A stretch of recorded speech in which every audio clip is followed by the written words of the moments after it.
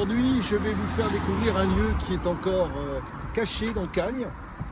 Un endroit encore très vert. Un espace avec une ferme ancienne.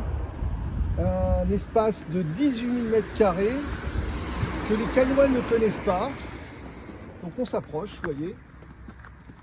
Et pourtant, vous l'avez vu à l'instant, on est sur l'avenue des Tuilières, à proximité, à 800 mètres du Béal et à côté du quartier Valfleury, qui est, comme vous le savez, un quartier un petit peu maltraité. Mais il y a quand même une perle dans le secteur. C'est cette bâtisse qui a plus de 250 ans. Ce terrain qui est aujourd'hui en friche, un petit peu délaissé parce qu'inoccupé. Juste derrière, un magnifique jardin avec ses arbres fruitiers qui donnent toujours. Une petite fontaine, un kiosque, où on peut s'asseoir. Et au milieu, derrière ces arbres, on remonte sur la maison d'habitation avec à l'intérieur une petite courbe qui permet de passer sous le bâtiment. Une cour intérieure avec des vieux outils d'époque. Et derrière, un parc arboré magnifique, 4000 m² et des arbres qui sont classés pour certains. Et bien tout ça, qui est au cœur de Cagnes, a été cédé à un promoteur immobilier. Je ne crois pas que la mairie ait préempté, malheureusement pour les Cagnois. C'est un patrimoine qui va encore disparaître.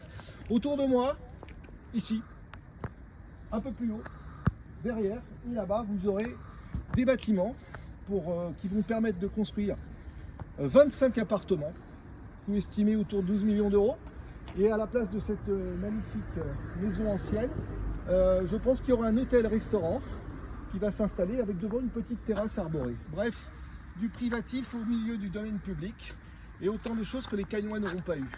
Alors si on a été capable à un moment donné de construire et de mettre plus de 4 millions d'euros dans une école pour 100 élèves au Haut-de-Cagnes, on aurait été capable aussi de faire une petite école proche du Val-Fleury. Il nous en manque aujourd'hui, vu qu'on a de plus en plus d'enfants. Et puis ici, vous voyez, on aurait pu avoir une ferme pédagogique qui aurait bénéficié au plus grand nombre, notamment à nos enfants dans les écoles, aux 3200 chérubins. Voilà. Mais tout ça, la mairie n'a rien fait. C'est bien dommage. Tant pis pour les Cagnois une fois de plus. On aura du privé, on aura des immeubles et ça profitera à quelques-uns au lieu du plus grand nombre.